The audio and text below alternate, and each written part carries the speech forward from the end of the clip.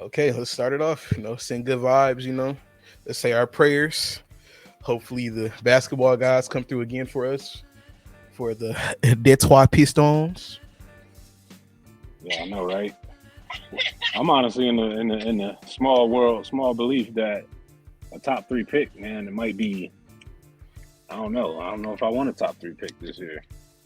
You know what? I feel the That same sounds that because sounds crazy, but now look, I agree with that to a certain extent, but a top three pick, a top three pick is always good, because that's yeah, it's talent talent. you're accumulating. If you pick it right, that's talent you're accumulating.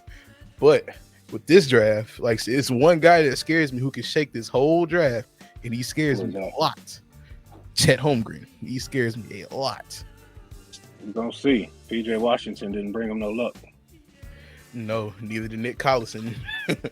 Well, for the first pick, Ooh. Do OKC have two picks this draft? That's I believe crazy. so. Yeah, they They were coming better. in at fourth. The bum Knicks, The right, Knickerbockers, rightfully at 11. Look at him. Through. the The Wizards, Washington Wizards coming in at 10, baby. trying to get. Long as we can get, I don't know. I just don't give me 7. Knock on wood. That's all Yeah, I'm hoping for. yeah. Find some wood. You know, Okay.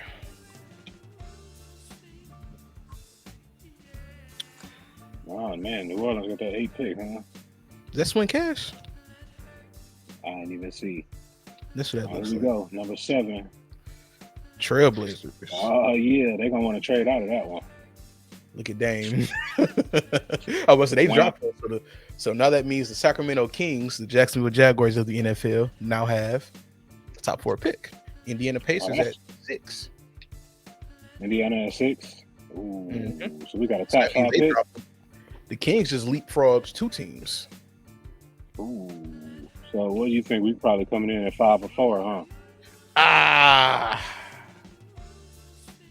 Yeah, 5. we got 5. So now that means the Rockets, Magic, Thunder, and Kings are the top 4 teams in this draft. The bum ass Okay, Kings, man. Come on. we like to dump on the Kings a lot. I guess that was a little bit of a get back, as they say. I mean, maybe. I'm not convinced they're gonna be better or whoever they pick because they such one of them If, organizations that just don't know what the hell they doing. exactly, but Um, they're the Kings, so we're not too fearful of it. It's just the fact that we were rightfully given top 3 odds and were shorted because of the Sacramento Kings. So as always, I'm fine with it though, man. It's really nice talent to be had at 5.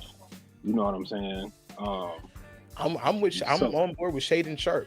I'm on board with Shaden Sharp. Or if Keegan Murray is there, I wasn't too fond of Keegan Murray at first, probably because he made my college team look like a JV high school team.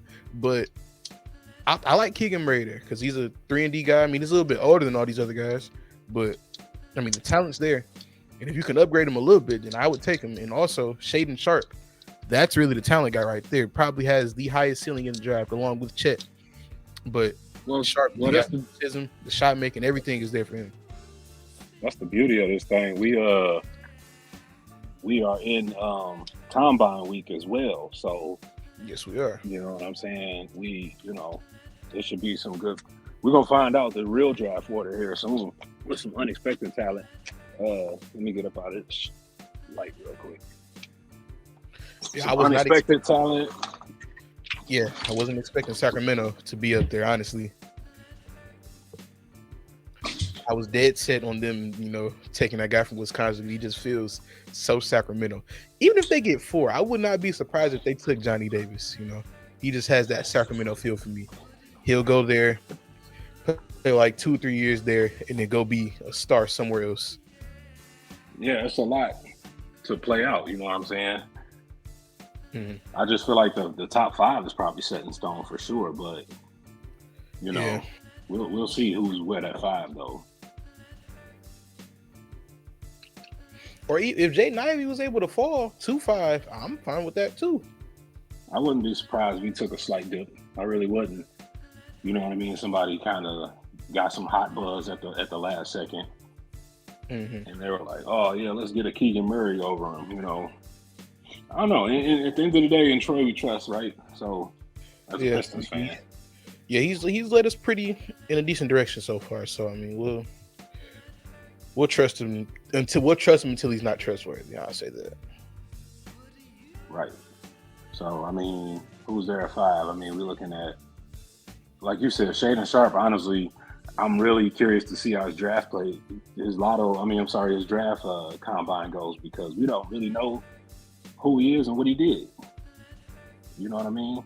To a certain extent, yeah.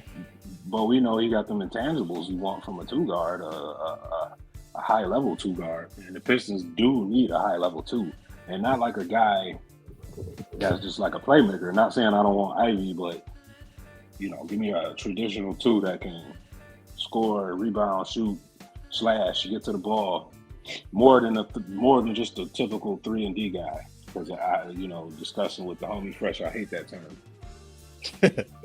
well, Ivy is a 3-and-D guy. He's basically a point guard and two guard body, basically. Just the 3-and-D person. You know what I mean? Mm-hmm. Like that's. Yeah, we need other amenities to go with that. Yeah. Yeah. So that's what I'm saying. Like, give me more than that. But here we go. The top 5. The top 4. You said what teams were left? Thunder, Kings, Rockets, and Magic.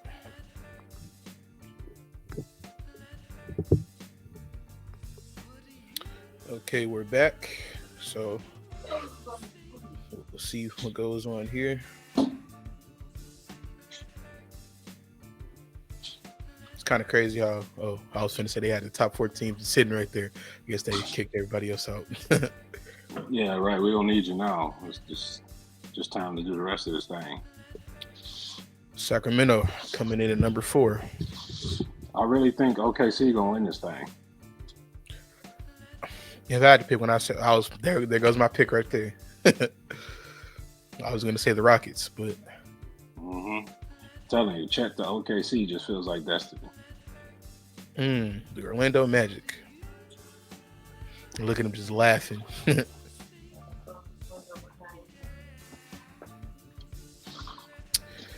I mean, I feel kind of slighted getting the top 3 pick. I'm not totally upset, but I feel kind of slighted. We had top 3 odds. It is what it is, though. Orlando, yeah, they definitely going to check, and I still don't really feel like they changed much. Yeah, I just felt as though whoever got number 1, it was going to shape the rest of the draft, because they were either going to take Chet or Jabari. They might like Jabari, but I feel as though, actually, you know what? I think they will take Jabari, because they already have a big man in Wendell Carter. They have another one who's about to be a free agent in Mo Bamba. Why would you not take a forward instead of a center? And Jabari basically fits seamlessly with any team he plays on, it looks like. So I think they go Jabari.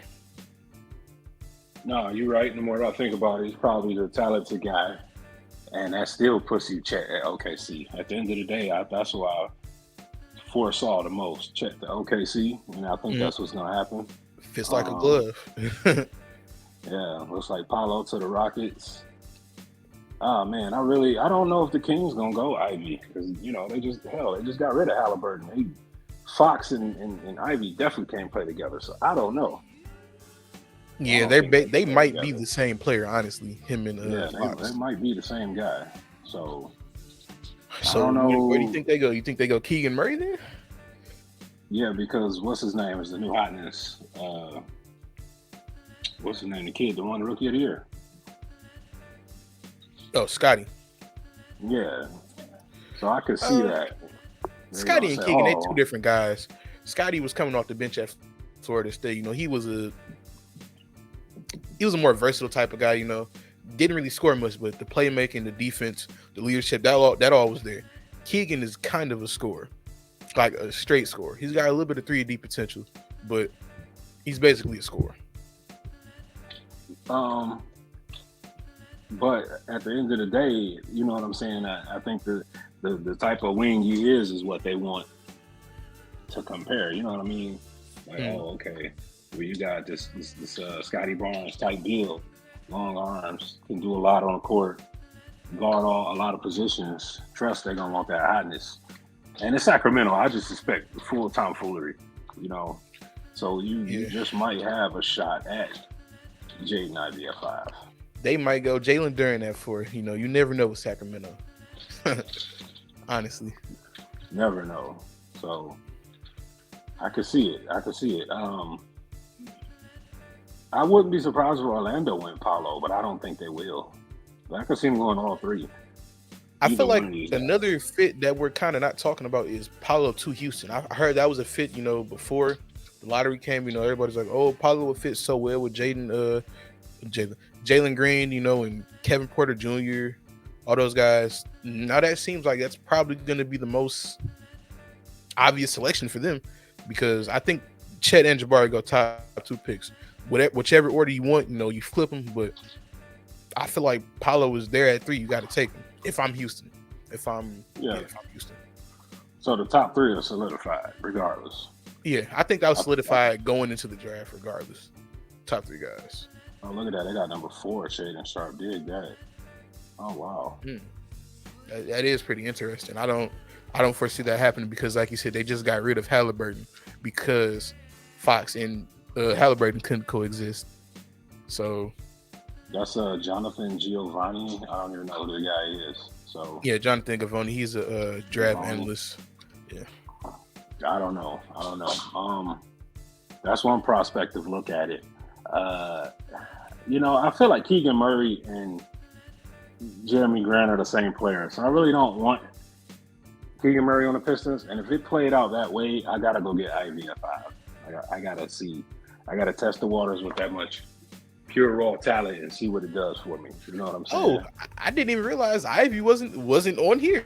Yeah, if the top 4 shakes out like that, you gotta grab Ivy because we need a dynamic 2 guard. Whoever is there between Sharp and Ivy, you gotta take them. Whoever's there. And now, if some way somehow both of those are gone, that means one of Jabari or Paolo slips down, and you have to take them. So I feel like Keegan Murray kind of has to slide 2-6, you know, especially the way looking like this. If it's going to shake out like this, you know, he's got to go to 6. Who was after? What was the 6 through 14? If you can run it down again. Who was 6? Indiana was 6. Portland was 7. Who was 8? Forgot who was 8, but I know Portland was 7 and Indiana was 6. A fit that I also heard that was, you know, kind of hot before the lottery, Keegan to the Pacers. You know, they need a 3/4, and that's what Keegan is. They need another scorer to go with said Halliburton and Miles Turner. They might trade Miles Turner, but Keegan fits pretty well there too. Now, one of the real wild cards is Portland, because what are they going to do with Dame? They claim that they're going to give him an extension. He says he wants to be there. What are they going to do with him? Do they go out and get a guy like Jeremy Grant? Do they go out and get a guy like Bradley Beal? You know, I'm very interested to see what they do. If they can get both of those guys, then they're cooking. But I don't know if they're going to be able to do that with just the 7th pick. You know what I mean? That's not as enticing. I think a team like the Pistons could play that role, because then you can go back and get Keegan Murray and then pair him with another big, or maybe Ivy's even still there. Yeah, we can trade. Yeah, we can trade Jeremy Grant, grab 7, and then get Ivy/Sharp, and then go get a guy like Keegan Murray or Jalen Duren. You know, somebody like that. I would be fine with that. I think you need to call a tech boy again. Things look broken. We need IT assistants, sir. Yeah. Just ring the bell. He'll come hopping over.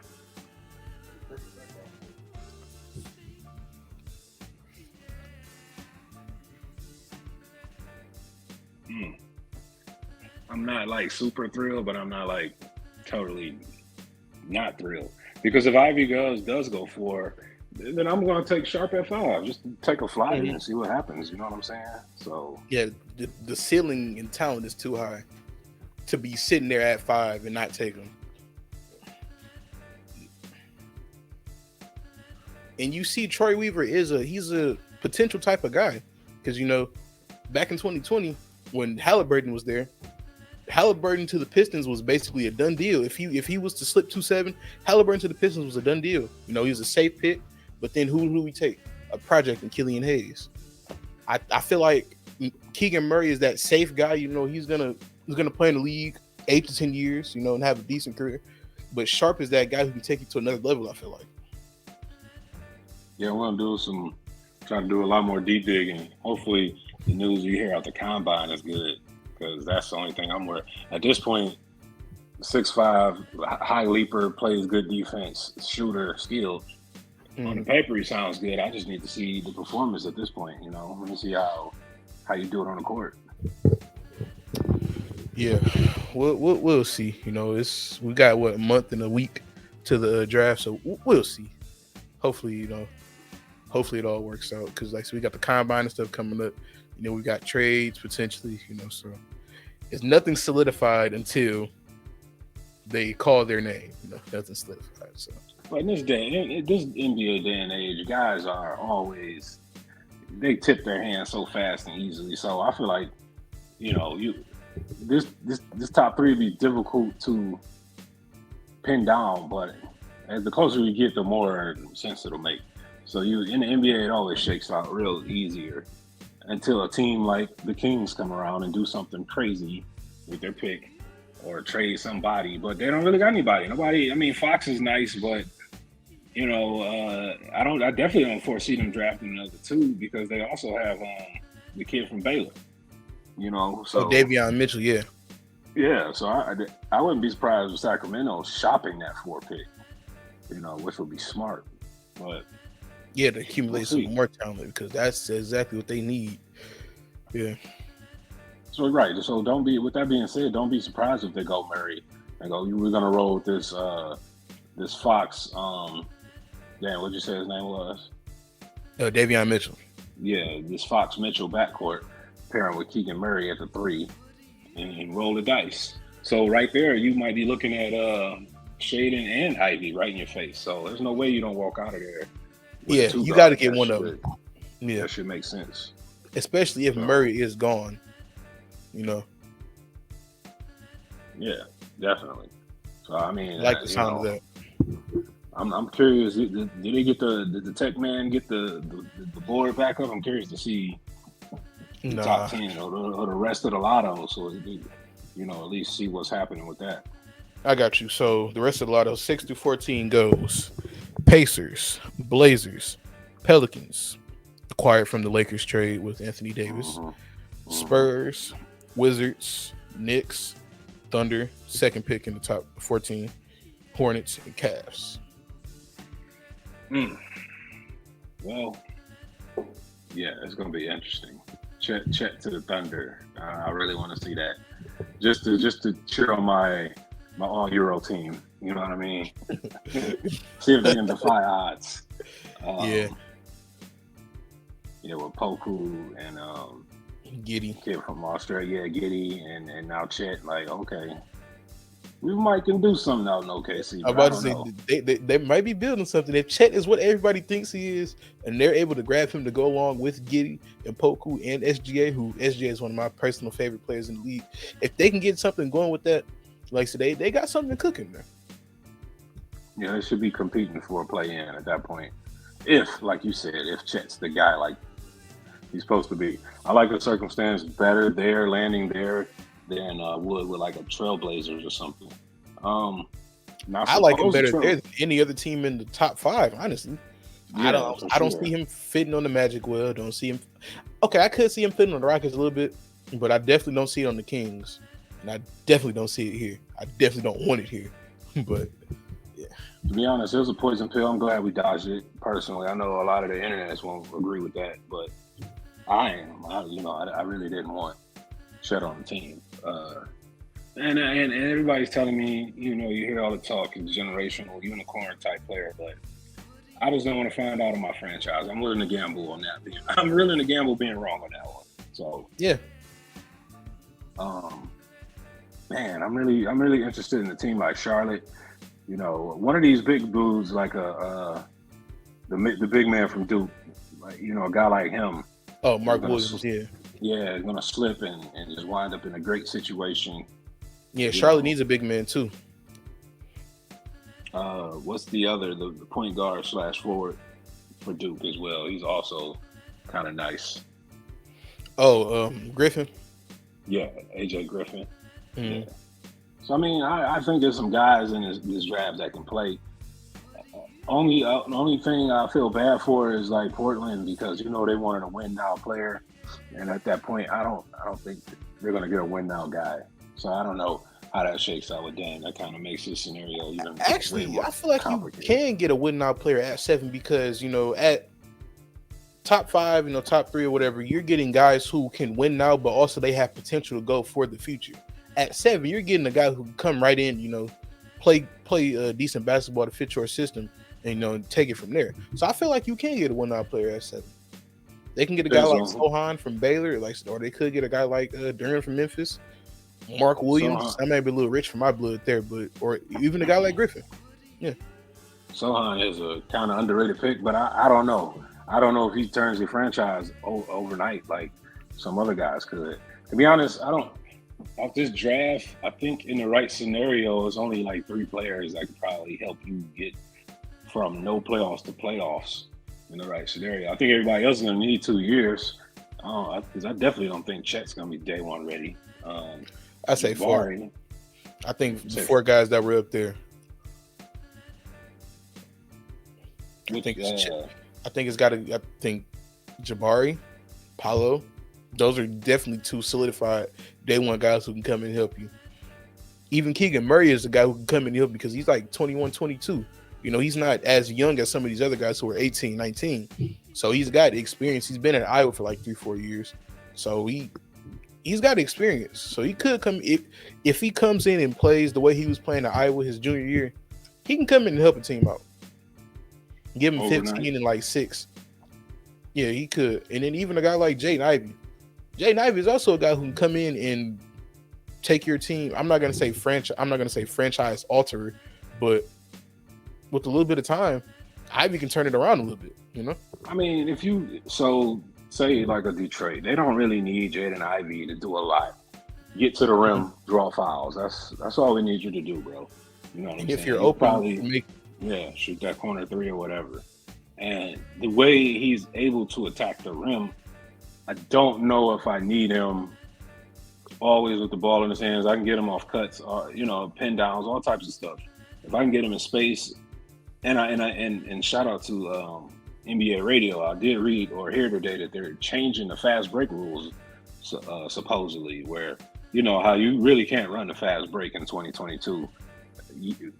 So if a team gets like a 3-on-1 fast break, they're instantly fouling. Apparently, they might do away with that rule. If you foul, you're putting somebody on the line, and I think that's great for the game. But a guy like Jaden Ivey, if you do eliminate that rule and you get to fast break more, his speed becomes even more valuable. You know what I mean? Because guys like him in the open court are just a blur. Yeah, there's nothing you can do about it. He can get to the rim and he can finish. So I'm willing to live with that in the right situation. And that's the killer part too. A lot of people were clamoring for Jalen Green last year on the Pistons. Well, what if you can turn around and get a similar type build player? Same pizzazz, same finesse. A year later. I mean, while also having Cade Cunningham, Right. It's a win-win to me. So if we're talking guard play, I'm fine with either guard if it shakes out that way. I do. I'm really curious to see how this is gonna shake. I'm pretty sure Sacramento's gonna blow this somehow. So I'm starting to get more excited the more I think about her big bands.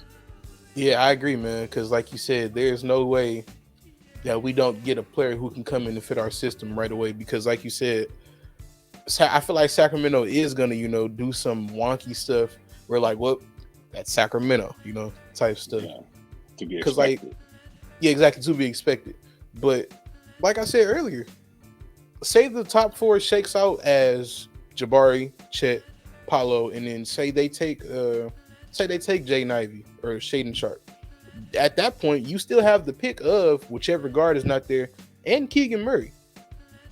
But the best case scenario is say they take Keegan at 4. Then you have like so your pick of the litter of the guards you want, kind of like how the Lions had with Thibodeau and Hutch.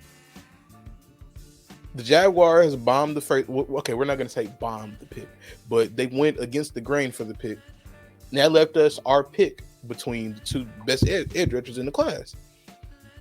Sacramento we're hoping is going to bomb the pick, and that's going to leave us with the two best two guards in this draft, for our pick, our selection.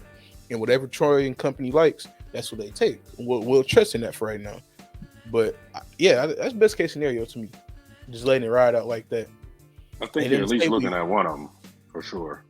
Yeah, one of them's got to be there. And then say we trade Jeremy Grant to a team that's in the top 12 or something like that, because I know Portland was looking at him.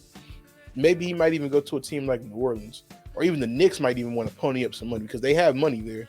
So maybe the Knicks might want to pony up some money for them. Then now you got two top 10 picks right there. I was about to say I can see all three of those destinations too, because New Orleans, they were hoping for a little better, and honestly, New Orleans can't afford to draft the guy at 8 and wait because they're kind of deep in the playoffs. Portland's got to move right now, and I think it's the same with New York. Happen for Dame right now. Yeah, and Jeremy Grant is in chopped liver, but I don't know if he moves the needle enough. If I'm a Portland fan. But he is a highly functional NBA player, so he'll help. I just don't think that would. And play defense. I don't think that's enough in Portland. So if they can double that kind of deal with somebody else, cool. Also, so if the Pistons were able to get, I'll take that Knicks pick too. Give me that one as well. Then I'll take the best big man. Just give me a rim runner at that point. If I'm gonna get, it's a lot of potential there. And if a rim runner's not there, give me Sohan. If a rim runner's not there, give me Sohan. Somebody, right? Yeah, I think there's a lot of options. Also, don't forget free agency's there, so you might be looking at some more stuff to open up. Yeah. And I mean, the Pistons should definitely be competing for at least the play-in next year. Anything less, I'll be highly disappointed. But yeah, man, somebody's definitely got to get traded to one of those 3 spots. So I agree with your thinking there. Yeah, because like I said, those are teams, their fan bases want to win now.